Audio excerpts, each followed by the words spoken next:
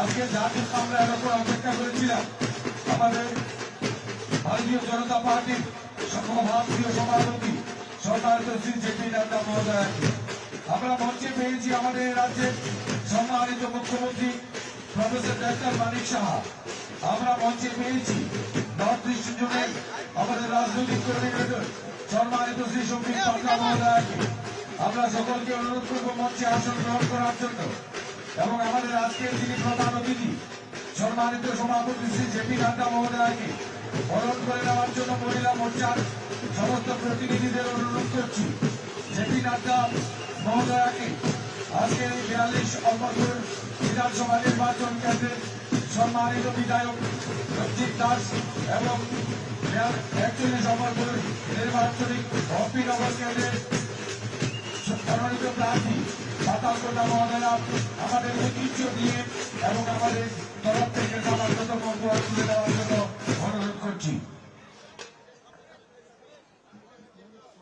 আমাদের আজকের এই নির্বাচনী মঞ্চের যিনি প্রধান অতিথি এবং এই রাজ্যের মুখ্যমন্ত্রী এবং নর্থ ইস্ট কোঅর্ডিনেটর যথাক্রমে সভাপতি জেপি নাড্ডা মহোদয় এবং মুখ্যমন্ত্রী মানিক সাহা মহোদয়, কোঅর্ডিনেটর সম্বিত পাত্রা মহোদয়, ওনাদেরকে বরণ করে নিচ্ছেন আমাদের মহিলা মোর্চার প্রতিনিধিরা।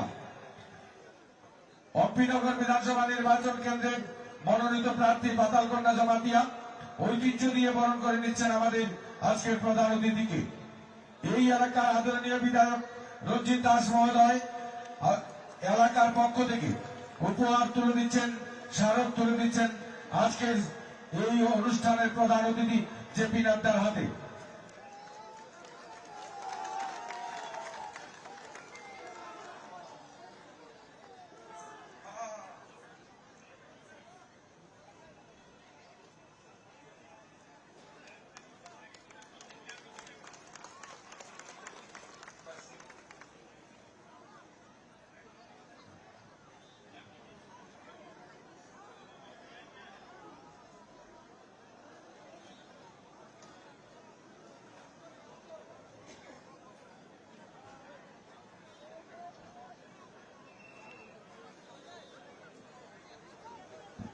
मैं अभिषेक जी हमारे जिले के अध्यक्ष है और प्रत्याशियों से निवेदन करूंगा कि आदरणीय अध्यक्ष जी का स्वागत करें और अपने 2 शब्द रखें।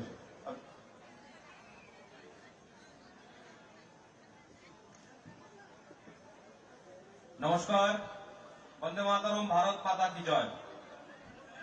आज की এই নির্বাচনী জনসভায় প্রথমে স্বাগত জানাচ্ছি সর্বভারতীয় বিজেপির সভাপতি মাননীয় জগৎ প্রকাশ নাড্ডা জিকে, স্বাগত জানাচ্ছি ত্রিপুরা রাজ্যের মাননীয় মুখ্যমন্ত্রী professor doctor Manik Saha GK, স্বাগত জানাচ্ছি নর্থ ইস্টের কোঅর্ডিনেটর সম্বিত পাত্রা জিকে, স্বাগত জানাচ্ছি আমাদের ইলেকশন প্রভারী মাননীয় মহেন্দ্র সিং জিকে এবং মঞ্চে উপস্থিত 3 জন প্রত্যাশী ওমপি কেন্দ্র থেকে আমাদের পাতালকন্যা দিদি উপস্থিত আছেন, অমরপুর কেন্দ্রের ক্যান্ডিডেট প্রত্যাশী আমাদের রঞ্জিত দাস মহোদয় উপস্থিত আছেন, করব কেন্দ্রের প্রত্যাশী মাননীয় অসীম ত্রিপুরা মহোদয় উপস্থিত আছেন,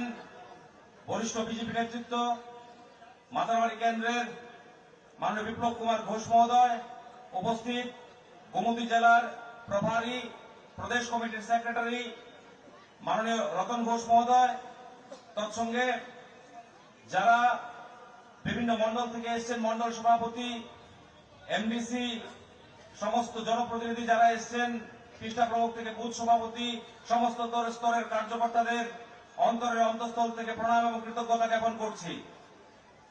আজকের মাতা মন্ডল চণ্ডীর পীঠস্থানে যে জনসভা হয়েছে, ঐতিহাসিক জনসভা, হাজার হাজার লোক জনসমর্থনের জন্য এসেছেন।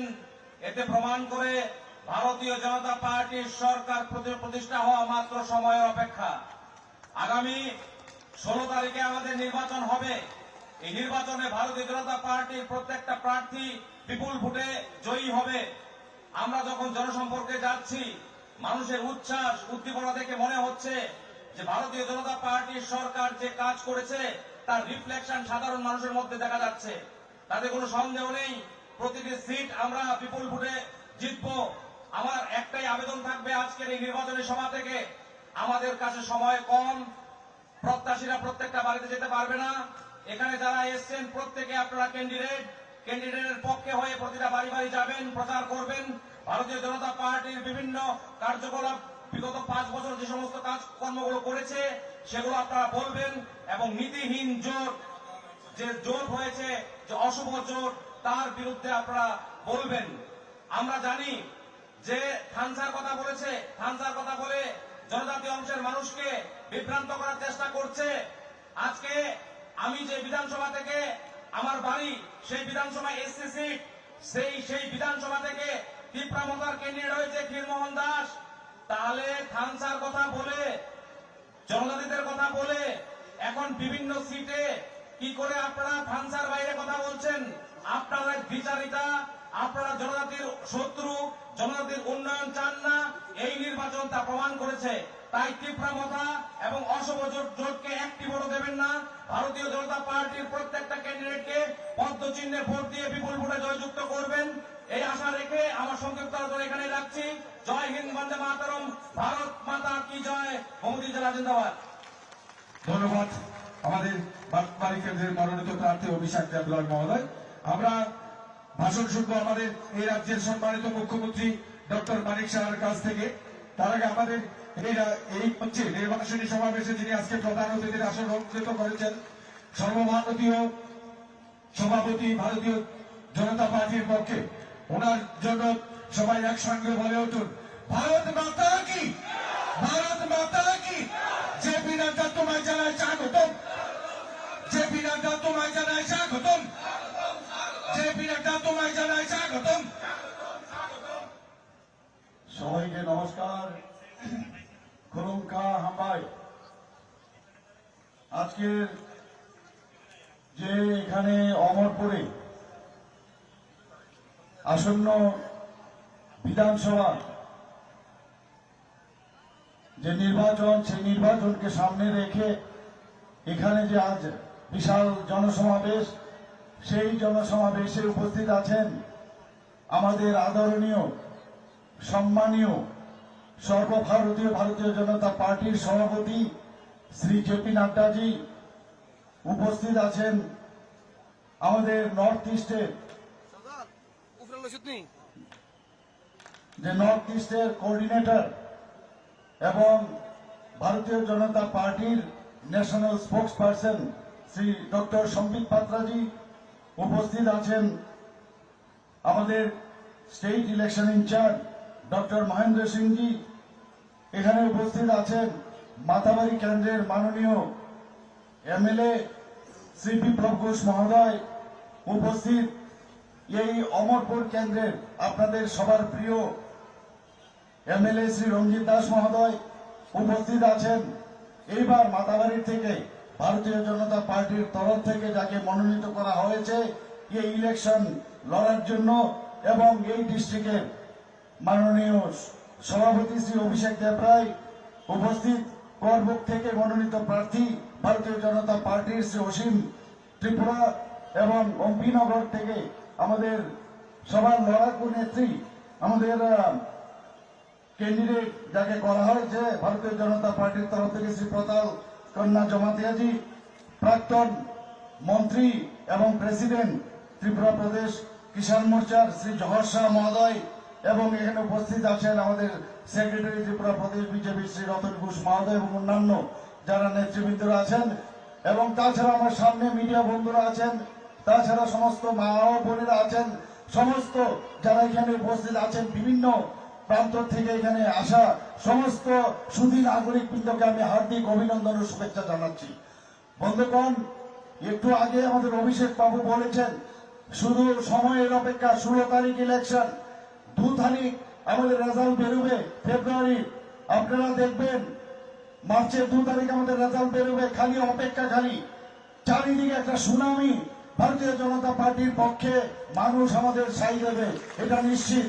আমি প্রতি ঘরে ঘরে যাই, ভোট ভিক্ষার জন্য আমি যাচ্ছি।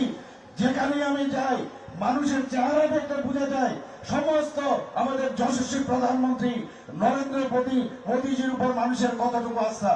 আপনারা দেখেছেন আমাদের সাথে আমাদের সর্বভারতীয় সভাপতি জেপি নাড্ডা যেখানে উপস্থিত আছেন। করোনার সময় উনার যে প্রধানমন্ত্রী নরেন্দ্র মোদীজির মার্গদর্শনে উনি যেভাবে আমাদের সুচারুভাবে আমাদের পরিচালিত করেছে, যখন কোন পলিটিক্যাল পার্টি এই কোভিড মোকাবেলার জন্য রাস্তায় ঘরের বাইরে কাউকে দেখা যায়নি, উনার মার্গদর্শনে আমরা সবাই আপনাদের ঘরে ঘরে পৌঁছে গেছি এবং আমরা এই করোনা মহামারীর থেকে আমরা নিস্তার পেয়েছি। আমরা দেখেছি প্রধানমন্ত্রী নরেন্দ্র মোদীজি বলেছিলেন যে আমাদের এই দেশের মধ্যে আমরা ভ্যাকসিন আমরা তৈরি করব এবং দুটো ভ্যাকসিন তৈরি করেছে। এখানে আমরা যারা উপস্থিত আছে আজকে উনার এই বিনা পয়সা যে ভ্যাকসিন আমাদের দিয়েছে তার জন্য আজকে আমরা সবাই বেঁচে আছি। আমি এর জন্য মাননীয় প্রধানমন্ত্রী নরেন্দ্র মোদীজিকে আমি ধন্যবাদ দেব এবং যেভাবে আমাদের কার্যকর্তারা মানুষের কাছে পৌঁছে গেছেন, যে দিশা আমাদের সর্বভারতীয় সভাপতি নাড্ডাজি আমাদের দেখিয়েছেন, আমরা এই পার্টির সমস্ত কার্যকর্তারা মানুষের পাশে পাশে দুর্দিনের সময় উপস্থিত ছিল। আমরা দেখেছি আমাদের পার্টি সব সময় সেবাই সংগঠনের পার্টি, মানুষের সাথে আমরা থাকতে চাই। আপনারা দেখেছেন এর মধ্যে যে কেন্দ্রের যেসব বেনিফিশিয়ারি স্কিম, আমাদের ত্রিপুরা সরকারের যেসব বেনিফিশিয়ারি স্কিম, সবগুলো নিয়ে আমরা সমস্ত মানুষের কাছে প্রতি ঘরে সুশাসন সেই যে অভিযান আমরা 3 মাসের জন্য চালিয়েছিলাম, তারপর সেটাকে আরো আমরা 25শে ডিসেম্বর অব্দি আমরা করেছিলাম। এক প্রতি ঘরে সুশাসন আমরা মাননীয় প্রধানমন্ত্রী নরেন্দ্র মোদীজির জন্মদিনে শুরু করেছিলাম এবং সেটা আরেক প্রধানমন্ত্রী উনার জন্মদিনে আমাদের অটল বিহারী বাজপেয়ীজি 25শে ডিসেম্বর ওই দিনে আমরা সমাপন করি। আমাদের ভগবান প্রদত্ত আমাদের এই পার্টি এতদিন ধরে আমরা সিপিএম কে দেখেছি যারা নাস্তিকে বিশ্বাস করে, আমাদের পার্টি আসার পর ভারতীয় জনতা পার্টি ত্রিপুরাতে এখন আস্তিক যে পরিবেশ সেটা এখানে সৃষ্টি করেছে। আপনারা দেখেছেন আমাদের এই সরকার চায় মানুষকে নিয়ে চলার, এর জন্য একটা পোর্টাল আমরা বের করেছিলাম, সেই পোর্টালের নাম হচ্ছে আমার সরকার। অর্থাৎ এই পোর্টালে দিয়ে কি হবে, আপনার কোথাও কোনো সমস্যা হচ্ছে প্রান্তিক এরিয়াতে গ্রামে গঞ্জে যেখানে সমস্যা হবে সেখানে ফটো তুলে আপনি যদি আপলোড করেন নির্দিষ্ট সময়ে সেটার প্রতিকার করা হবে। 4টা ভাগ আমরা করেছি, যদি গ্রাম স্তরে সেটা না হয় সেটা সাব ডিভিশনাল লেভেলে হবে, সাব ডিভিশনাল লেভেলে যদি না হয় ডিস্ট্রিক্ট লেভেলে হবে, ডিস্ট্রিক্ট লেভেলে না হলে সেটা মুখ্যমন্ত্রী এবং চিফ সেক্রেটারির লেভেলে হবে। অর্থাৎ আমরা চাই মানুষকে নিয়ে আমরা সবসময় চলি। আমরা আজকে অত্যন্ত আমরা গর্বিত যে আমাদের যে গার্জিয়ান ছাড়া কোনোদিন কিছু হয় না এবং আমাদের একজন গার্জিয়ান, আমাদের যশস্বী প্রধানমন্ত্রী আমাদের গার্জিয়ান, আমাদের অমিত শাহজি আমাদের গার্জিয়ান, আমাদের জেপি নাড্ডাজি আমাদের গার্জিয়ান। এই রকমের গার্জিয়ানের আমরা ভরা প্রচুর গার্জিয়ান ভারতীয় জনতা পার্টি, তাদের মার্গদর্শনে আমাদের এই পার্টি চলে। আপনারা দেখেছেন এর মধ্যে কমিউনিস্ট পার্টি এবং কংগ্রেস একটা অশুভ জোট করেছে, একটা আনহলি একটা জোট করেছে। আমি এই কংগ্রেসীদের আমি বলবো, আপনারা আপনাদের বাড়িতে যাদের বাড়িতে আপনারা যাবেন কি নিয়ে যাবেন, যারা আপনাদের খুন করেছে, যাদের কংগ্রেসের বিরোধী দলের লোকদের খুন করেছে, ধর্ষণ করেছে, অগ্নিসংযোগ করেছে, ওদের কাছে গিয়ে আপনারা কি বলবেন? তাই আমি নিশ্চিত যে কংগ্রেসের যে ভোট কংগ্রেসীদের দেবে না। আমি এখন দেখছি কংগ্রেসের যারা এবার 13টা জায়গায় ওরা দাঁড় করিয়েছে এক একজন ক্যান্ডিডেট এবং কমিউনিস্ট পার্টির যে পার্টি আছে সেখানে গিয়ে বসে থাকে, কারণ ওদের লোকবল নেই। এর জন্য আমি বলবো যে বন্ধুগণ, এরা কংগ্রেসের সিম্বল নিয়েছে কিন্তু আসলে ওরা সিপিএম এর সিম্বল নিয়ে ওরা লড়ছে। আমি এখানে সবার কাছে বলছি, আপনারা যে সিপিএম কে ভোট দেবেন, 35 বছর যারা আমাদের উপর অত্যাচার করেছে তাদের সাথে হাত মিলিয়েছে। এতদিন ধরে আমরা দেখেছি যে ত্রিপুরাতে ওদের দোস্তি আর এখানে কুস্তি, আর দিল্লিতে গিয়ে ওদের কুস্তি ছিল, সেই জায়গায় আজকে এখানে কিন্তু চলে এসছে এদের কুস্তির সেই যে দোস্তির যে বিষয় সেটা কিন্তু এখন সার্ফেসে চলে এসছে। বন্ধুগণ, এখানে যারা উপস্থিত আছেন আমি বেশি কথা বলবো না, যার জন্য আপনারা এখানে এসেছেন আমাদের সর্বভারতীয় সভাপতি জেপি নাড্ডাজিকে শুনবেন। কিন্তু আগামী দিন এক ত্রিপুরা শ্রেষ্ঠ ত্রিপুরা বানানোর জন্য আমরা যে চিন্তা ভাবনা করেছি সেটা একমাত্র তবেই সম্ভব যখন আপনাদের আঙ্গুল এই আপনার 16 তারিখ যখন আমাদের ভারতীয় জনতা পার্টির পক্ষে ভোট দেবেন তবেই সেটা সম্ভব হবে। এবং 2 তারিখ আমাদের নিশ্চিত যে আমরা আবার 2 তারিখ মার্চে আমরা আবার আসছি এবং ভারতীয় জনতা পার্টি সরকার এখানে পুনঃপ্রতিষ্ঠিত হবে। সবাইকে অসংখ্য ধন্যবাদ, নমস্কার, বন্দে মাতরম, ভারত মাতা কি জয়। সবাই মিলে একসাথে মানিক শাহ জিন্দাবাদ, মানিক শাহ জিন্দাবাদ, ভারত মাতা কি, ভারত মাতা কি, বিজেপি বিজেপি বিজেপি। আমরা এখন ডায়াজে আমরা আমন্ত্রণ জানাবো, যার জন্য আমরা অধীর আগ্রহ অপেক্ষা করছি। ভারতীয় জনতা পার্টি সর্বভারতীয় সভাপতি জেপি নাড্ডাজিকে আমরা এখন ডায়াজে আমন্ত্রণ জানাবো। আমরা সবাই মিলে একসাথে জেপি নাড্ডাজি স্বাগতম, জেপি নাড্ডাজি স্বাগতম, জেপি নাড্ডাজি স্বাগতম, ত্রিপুরা সুন্দরী পূর্ণভূমি দেবজাতি স্বাগতম। বলো ভারত মাতা কি, বলো ভারত মাতা কি, ভারত মাতা কি, BJP BJP BJP, JP Nadda.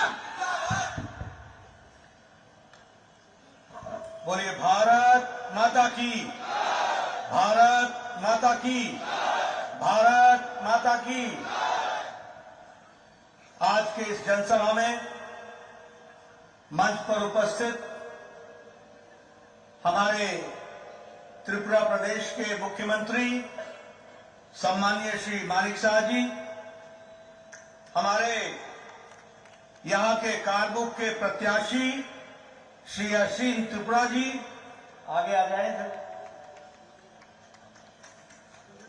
हमारे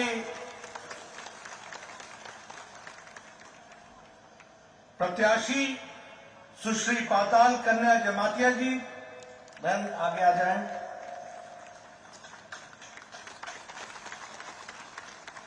श्री रंजीत दास जी, प्रत्याशी एवं वर्तमान में विधायक।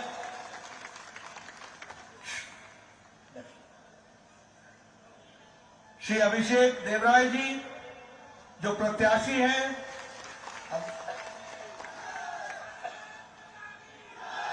हमारे नॉर्थ ईस्ट के कोऑर्डिनेटर और राष्ट्रीय प्रवक्ता श्री संबित पात्रा जी, हमारे प्रभारी महेंद्र सिंह जी जो उत्तर प्रदेश में पूर्व में मंत्री रहे हैं, हमारे विप्लव घोष जी निवर्तमान विधायक माताबारी, हमारे श्री जवाहर शाह जी प्रदेश अध्यक्ष किसान मोर्चा और वरिष्ठ नेता, और यहां इतनी बड़ी संख्या में एकत्र आए हमारे अमरपुर और अन्य क्षेत्रों के, गोमती जिला के सभी देवियों और सज्जनों और मीडिया के मेरे साथी, प्रिंट मीडिया और इलेक्ट्रॉनिक मीडिया के मेरे साथी, मेरा आज ये सौभाग्य है कि भारतीय जनता पार्टी की ओर से इस विजय संकल्प रैली के माध्यम से हमारे चुनाव प्रचार का प्रारंभ करने का सौभाग्य मुझे मिला है। और आप सब लोगों ने जो इतनी बड़ी संख्या में आए हैं वह स्पष्ट संदेश देते हैं कि त्रिपुरा की जनता ने तय कर लिया है, एक बार फिर भाजपा भाजपा भाजपा। मित्रों, मैं जब यहां पर आया हूं तो मंगल चंडी मंदिर को प्रणाम करता हूं। यह पुरातन मंदिर जो 15वीं शताब्दी में हमारे राजा अमर माणक्य देव बर्मन जी ने बनाया था, ऐसे पूज्य मंदिर को, मंगल चंडी मंदिर को मैं प्रणाम करता हूं और उनसे आशीर्वाद लेकर के अपनी बात को प्रारंभ करता हूं। मैं जब त्रिपुरा में आया हूं तो आज ये मेरी जिम्मेवारी बनती है कि मैं नमन करता हुआ त्रिपुरा सुंदरी मंदिर और माता को, त्रिपुरा सुंदरी माता को जो 51 हमारी शक्तिपीठ में से एक है, ऐसी पवित्र धरत्र माता को नमन करते हुए अपनी बात को प्रारंभ करता हूं।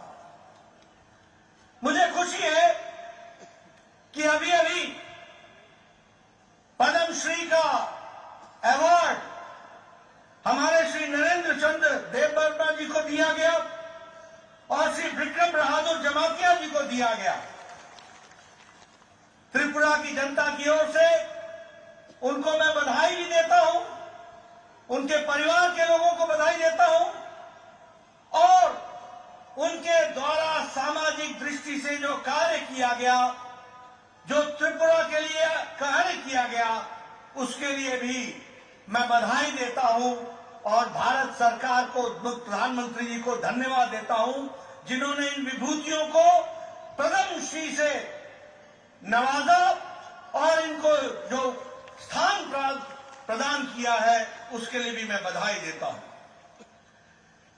आज मुझे खुशी है कि जब हम 5 साल सरकार में रहने के पश्चात आपके बीच में आते हैं तो हम गौरव से कह सकते हैं, जिस बात को प्रधानमंत्री जी ने 5 साल पहले कहा था कि अगर भारत के दूसरे हिस्से विकास कर सकते हैं तो त्रिपुरा क्यों विकास नहीं कर सकता है। प्रधानमंत्री जी ने कहा था कि अगर विकास की एक लंबी छलांग देश लगा सकता है तो उसमें त्रिपुरा पीछे कैसे रह सकता है। त्रिपुरा को भी आगे आना पड़ेगा और त्रिपुरा ने 5 साल में अपने आप में साबित किया है।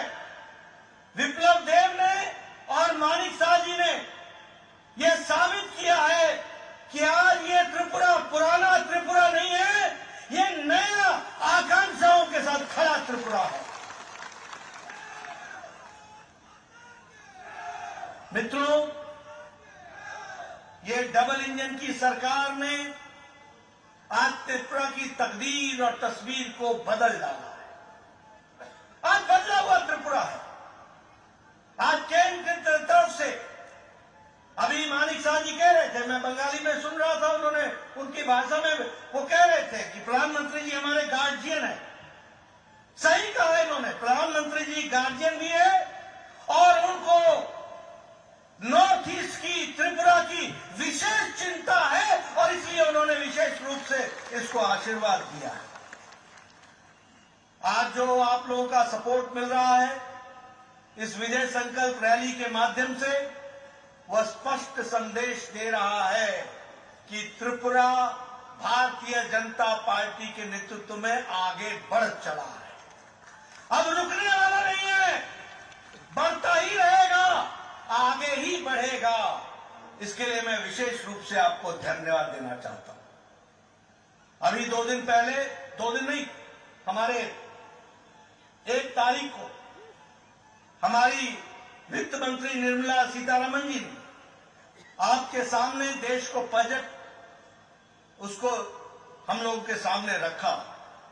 हमें खुशी है कि यह अमृतकाल का पहला बजट है। ये आकांक्षाओं से भरा हुआ बजट है। ये भारत को की नींव को मजबूती प्रदान करने वाला बजट है। ये आम आदमी की चिंता करने वाला बजट है। ये महिलाओं को शक्ति देने वाला बजट है।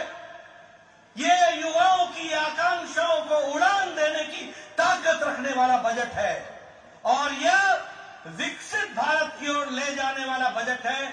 इसलिए यह बजट त्रिपुरा के लिए भी आकांक्षाओं से भरा हुआ है, यह मैं जरूर कहना चाहता हूं। आज मुझे खुशी है कि इस बजट में 79,000 करोड़ रुपए सिर्फ प्रधानमंत्री आवास योजना के तहत रखे गए हैं।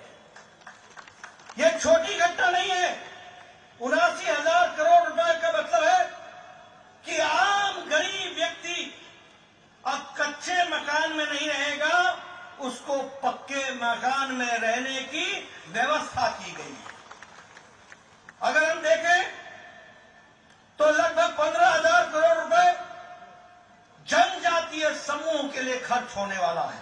15,000 करोड़ रुपए हमारे कमजोर जनजाति भाइयों के लिए खर्च होने वाला है। अगर हम देखें आदिवासी बच्चों के पढ़ाई के लिए 38,800 टीचरों की नियुक्ति की व्यवस्था है। किसी ने सुध नहीं ली कि हमारा आदिवासी गरीब बच्चा कैसे पढ़ेगा, कैसे उसकी व्यवस्था की जाएगी। लेकिन इस बजट में सिर्फ आदिवासी बच्चों की पढ़ाई के लिए 38,800 टीचर बहाल किए जाएंगे, इसकी व्यवस्था की गई। महिलाओं के सम्मान की मैं बात कर रहा था। ये महिला सम्मान बचत पत्र, इसके माध्यम से महिलाओं का सशक्तिकरण करने का भी प्रयास होगा। डिजिटल लाइब्रेरी के माध्यम से युवाओं को पढ़ने का अवसर मिलेगा और फिजिकल लाइब्रेरी के माध्यम से पंचायत स्तर तक और म्युनिसिपैलिटी स्तर तक भी व्यवस्था की जाएगी, ताकि कोई बच्चा जिसकी आकांक्षा पढ़ने की रही है उसको हम उड़ान दे सके, उसको हम आगे बढ़ा सके, इस तरीके की व्यवस्था की गई है। हमारे किसान भाइयों के लिए एग्रीकल्चरल क्रेडिट कार्ड की सब को भी मात्रा बढ़ा दी गई है। 18 लाख करोड़ से बढ़ा करके 20 लाख करोड़ कर दिया गया है। 11% का बढ़ोतरी की गई है, यह भी हमको ध्यान रखना चाहिए। अब याद कीजिए, आज से 9 साल पहले भारत कैसा था? घुटनों पर टेकने वाला भारत था, फैसला नहीं लेने वाला भारत था, पॉलिसी पैरालिसिस से गुजर रहा था, भ्रष्टाचारी देशों में से इसका नाम शामिल था, आए दिन भ्रष्टाचार हुआ करते थे।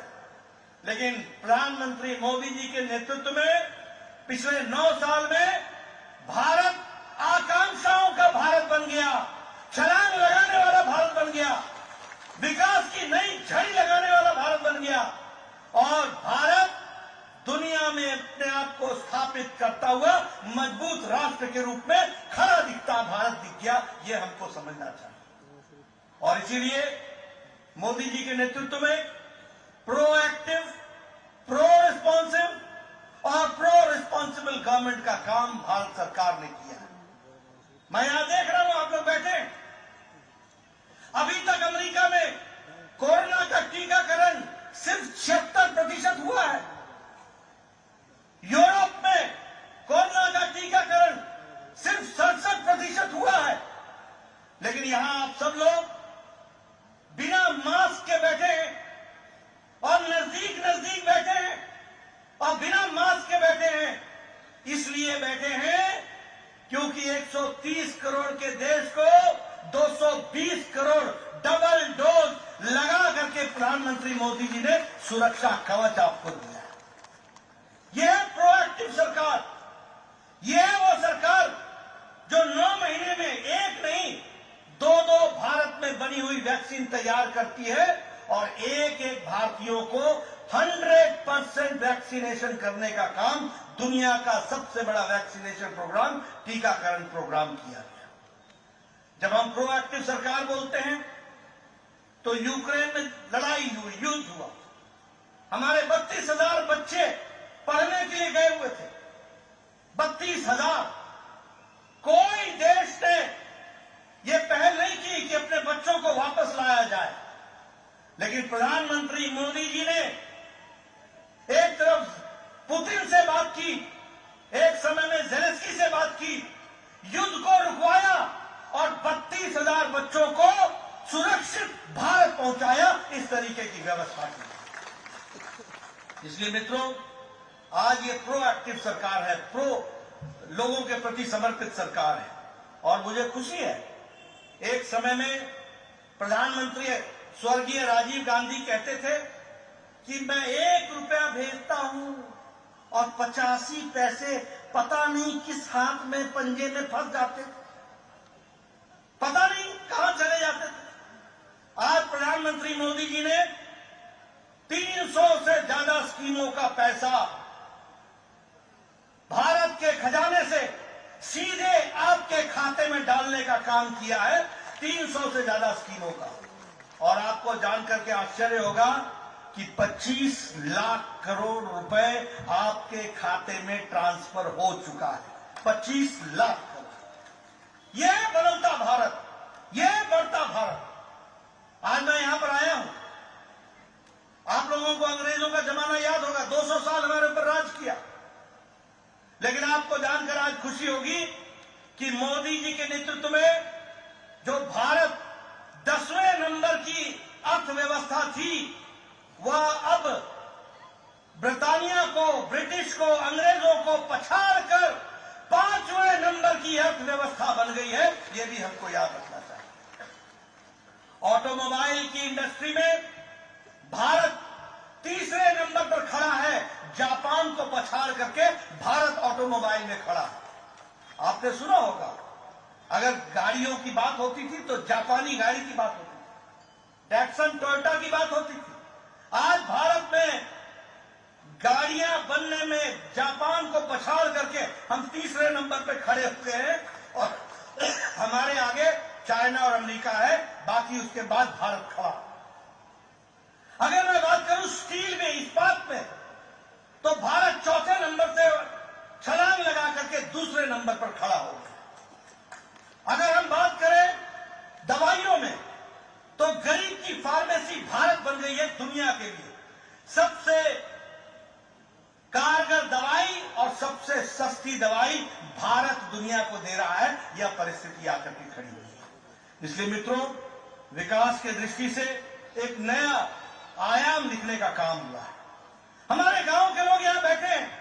मैं आज आ रहा था, मैं देख रहा था कि गांव कितने दूर दराज के इलाके में है, लेकिन आपको जानकर खुशी होगी कि 2014 में प्रधानमंत्री ग्रामीण सड़क 3,81,000 किलोमीटर था और आज प्रधानमंत्री मोदी जी के नेतृत्व में 7 लाख किलोमीटर ग्रामीण सड़क बन गई है।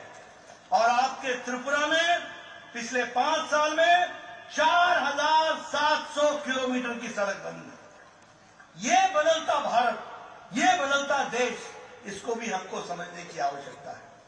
मैं यहां यह भी बताना चाहूंगा कि हमारे ट्राइबल भाइयों के लिए विकास की नई योजनाएं बनाई गई। 36,000 गांव जो ट्राइबल से बहुतायत में है, उनके विकास के लिए प्रधानमंत्री आदि आदर्श ग्राम योजना का योजना बना गई। 400 एकलव्य विद्यालय बनाए हैं, 400 एकलव्य विद्यालय, ताकि हमारे जनजातीय क्षेत्र के बच्चों की पढ़ाई की व्यवस्था हो सके। उसी तरीके से 3,000 से ज्यादा वंदन केंद्र के माध्यम से नए लाइवलीहुड, उनके जीवन के यापन की व्यवस्था की जा रही है। और सबसे बड़ी बात, जनजातियों के लिए गौरव का विषय है कि आज भारत के प्रथम नागरिक के रूप में महिला राष्ट्रपति महामहिम द्रौपदी मुर्मू आज भारत की राष्ट्रपति के रूप में विराजमान है। 70 साल में कभी किसी ने आदिवासी की चिंता नहीं की। आज मुझे खुशी है कि लगभग 8 मंत्री केंद्र में जनजातीय हैं। मुझे खुशी है कि हमारे मुख्यमंत्री जनजातीय रहे हैं। मुझे खुशी है कि 5 हमारे एनडीए के उसमें विभिन्न पदों पर हमारे जनजातीय मंत्री। और अगर हम ट्राइबल कम्युनिटी की बात करें तो बजट को जनजातीय क्षेत्र में 4 गुना बढ़ा दिया गया है, 4 गुना बढ़ा दिया है। मुझे खुशी है कि आपके यहां का स्कॉलरशिप बच्चों के लिए डबल कर दिया गया है, दुगना कर दिया गया है। मित्रों, ये इसका फायदा आपके बच्चों को मिलने वाला है और आपके माध्यम से, उनके बच्चों के माध्यम से भविष्य उज्जवल होने वाला है। यानी प्रधानमंत्री मोदी जी ने आज की चिंता नहीं की है, आज के साथ साथ आने वाले भविष्य की भी चिंता की है। इस बात को भी हमको याद रखना है। मित्रों, आज बदलता भारत है, बदलता त्रिपुरा है। जब मैं ये कहता हूं तो आप बताइए, बहनें मेरे को बताएंगी, आपको गैस का कनेक्शन मिला है कि नहीं मिला है? मिला है कि नहीं मिला है? बहनें बताइए, गैस का कनेक्शन मिला है कि नहीं मिला है? लगभग 11 करोड़ गैस का कनेक्शन दिया गया है। त्रिपुरा में 2,70,000 गैस का कनेक्शन दिया गया है और अमरपुर में 7,723 गैस का कनेक्शन दिया गया है। अब मैं गांव से आता हूं, मैं पहाड़ी इलाके से आता हूं, मैं बताना चाहूंगा, आपको याद होगा कि नहीं होगा, लेकिन मुझे याद है, हमारी माताएं बहनें सुबह 5 बजे उठती थी, जंगलों में जाती थी, लकड़ी काट के लाती थी, फिर लकड़ी से चूल्हा जलाती थी, 200 सिगरेट के बराबर का धुआं अपने फेफड़ों में लेती थी, फूंक फूंक करके लकड़ी का चूल्हा जलाया जाता था। मैं सही बोल रहा हूं कि गलत बोल रहा हूं? सही बोल रहा हूं? होता था कि नहीं होता था? आजकल बहनें टक से लाइटर जलाती हैं, 5 मिनट में चाय, आधे घंटे में भोजन, पतिदेव को खुश कर देती है और परिवार को आगे बढ़ाती है। फर्क पड़ा है कि नहीं पड़ा है? उसी तरीके से प्रधानमंत्री आवास योजना में, मैं प्रधानमंत्री आवास योजना की चर्चा कर रहा था, मानिक साहब से जी से कर रहा था। मैं 1993 में 1993 में पहली बार विधायक बना था, तो मेरे को मेरा ब्लॉक डेवलपमेंट ऑफिसर आके बोलता था कि इंदिरा आवास योजना में 2 पंचायतों में 1 घर मिला है, 2 पंचायतों में 1 घर इंदिरा आवास योजना में, बताइए किसको देना है? और मैं तकलीफ में पड़ जाता था कि इतने लोगों को देने की आवश्यकता है, 1 घर को मैं कैसे दूंगा, किस गरीब को दूंगा, कैसे बांटूंगा? आज मुझे खुशी है कि हमारे प्रधानमंत्री नरेंद्र मोदी जी हैं, जिन्होंने कहा है कोई गरीब कच्चे मकान में नहीं सोएगा, पक्के मकान में व्यवस्था की जाएगी। और 3 करोड़ 60 लाख मकान बन चुके हैं और 79,79,000 करोड़ रुपए इस साल के बजट में डाला गया है। और आपको जानकर खुशी होगी कि मानिक शाह के नेतृत्व में 3,80,000 घर त्रिपुरा में बन चुके हैं और अमरपुर में 4,934 घर बन चुके हैं, पक्के मकान। ये परिवर्तन है। प्रधानमंत्री जल जीवन मिशन में हमारे 10 करोड़ घरों तक पानी पहुंचाने की व्यवस्था की जा रही है, जिसमें से 4,25,000 लोगों तक यहां पर त्रिपुरा में पहुंचाया जाएगा और जिसमें से 6,314 कनेक्शन अमरपुर में दिए गए हैं। ये भी हमको याद रखना चाहिए। मित्रों, मैं आपका रिकॉर्ड लेकर के आया हूं, मैं आपको बताने आया हूं, मैं अपना रिपोर्ट कार्ड लेके आया हूं। यहां अमरपुर विधानसभा में 6,314 हमारे जल जीवन मिशन में कनेक्शन दिए गए हैं। ये भी हमको याद रखना चाहिए। आयुष्मान भारत में 11 करोड़ परिवारों को 5 लाख रुपए का हेल्थ कवर दिया गया है। और मानिक शाह जी ने त्रिपुरा में 13 लाख आयुष्मान कार्ड बांटे हैं, यानी 13 लाख लोग परिवार इसका लाभ उठा सकेंगे। यह परिस्थिति आकर के खड़ी हुई है। प्रधानमंत्री गरीब कल्याण अन्न योजना, बताइए राशन मिल रहा है कि नहीं मिल रहा है? राशन मिल रहा है कि नहीं मिल रहा है? राशन मिल रहा है कि नहीं मिल रहा है? 80 करोड़ की जनता को 5 किलो गेहूं या 5 किलो चावल, 1 किलो दाल, मोदी राइस, मोदी व्हीट, ये पहुंचाने का काम हुआ है कि नहीं हुआ है? आज भारत की अति गरीबी 1% से कम आ गई है। यह भारत खड़ा हुआ है। हमको इसको समझना पड़ेगा कि किस तरीके से विकास के काम चल रहे हैं। और अगर मैं बात करूं स्वच्छ भारत की, तो लगभग 4,50,000 इज्जत घर त्रिपुरा में बनाए गए हैं। 4,50,000 ये बदलता। और सबसे बड़ी बात 5 साल पहले यहां खून खराबा, यहां बम, यहां स्ट्राइक, यहां इंसर्जेंसी, बताइए थी कि नहीं थी? टेररिज्म था कि नहीं था? गोलियां चलती थी कि नहीं चलती थी? लॉ एंड ऑर्डर समाप्त था कि नहीं था? आपको जानकर खुशी होगी कि नेशनल लिबरेशन फ्रंट त्रिपुरा के साथ बाकायदा भारत सरकार के समझौते के माध्यम से एक एग्रीमेंट हुआ, जिसमें 88 इंसर्जेंट्स ने, उनके कार्डर ने सरेंडर किया और 44 वेपन्स वो भी सरेंडर किए गए। और आज त्रिपुरा शांतिमय त्रिपुरा हो गया, विकास युक्त त्रिपुरा हो गया, ये भी हमको याद रखना चाहिए।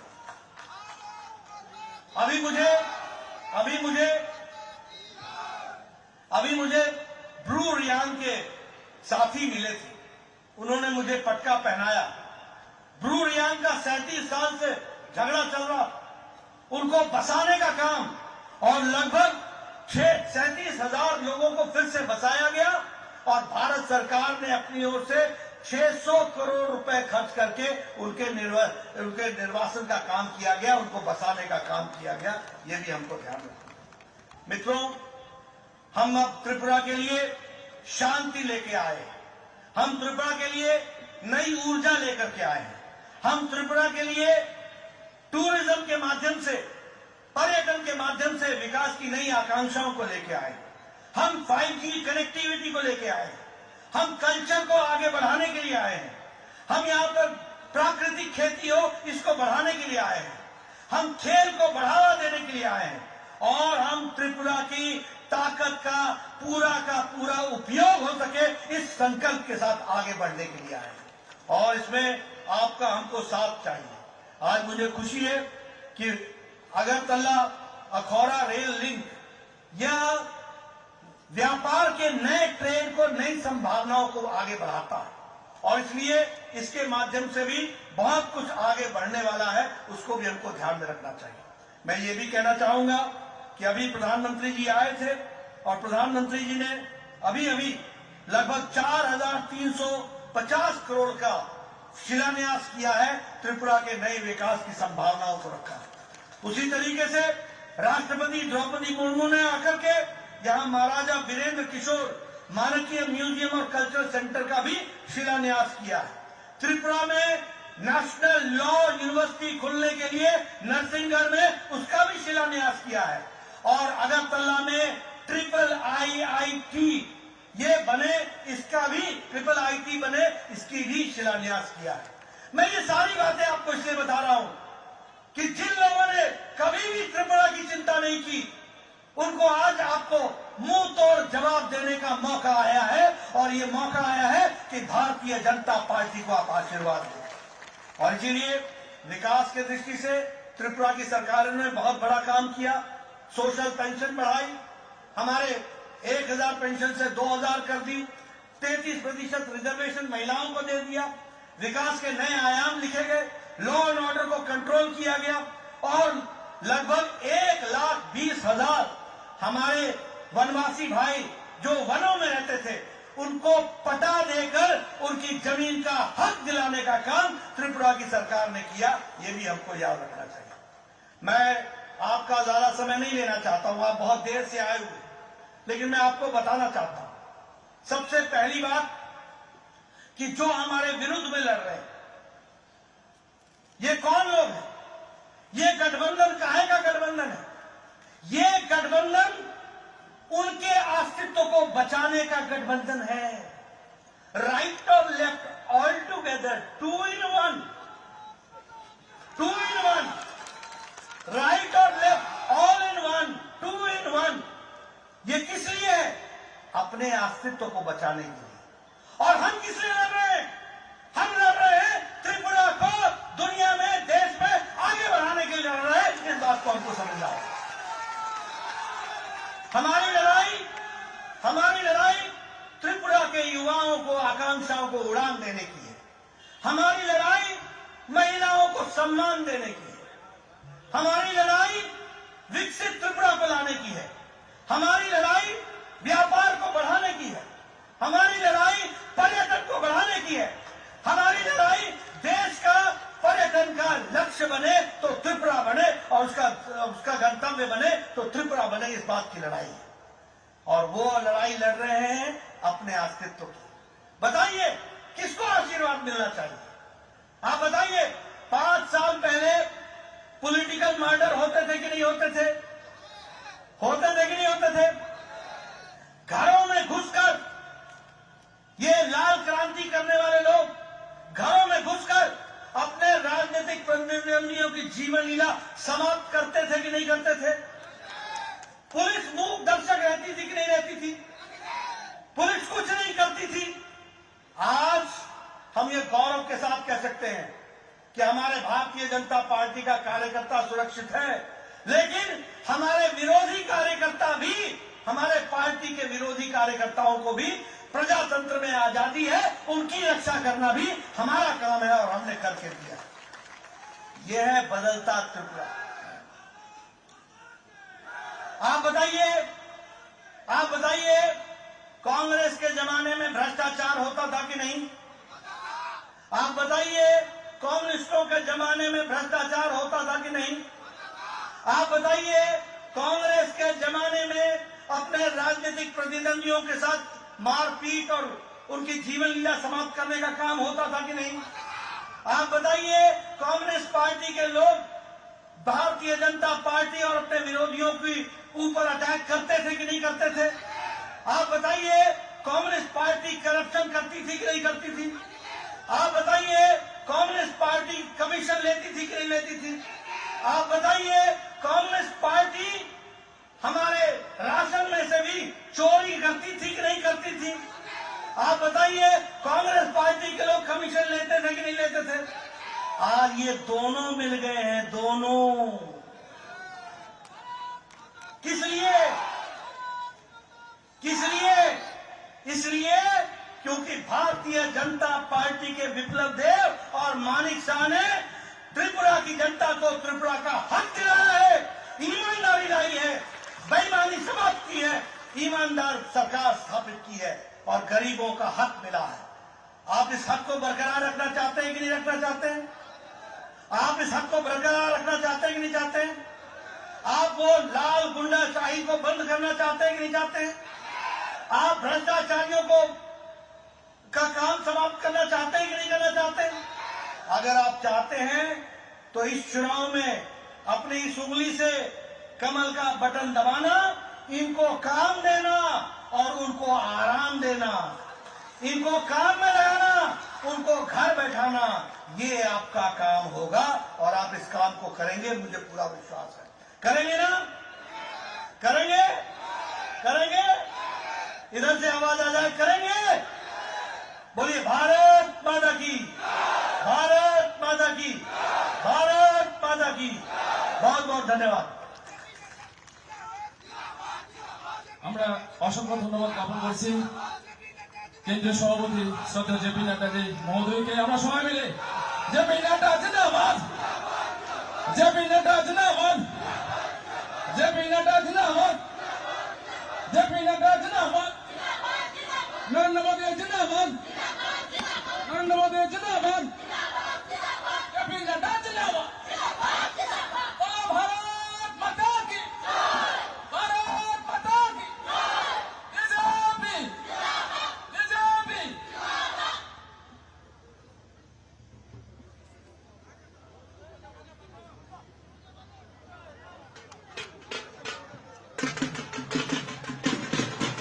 এখন আজকের অনুষ্ঠানের সভাপতি শ্রদ্ধেয় অভিষেক দেবনাথ মহোদয়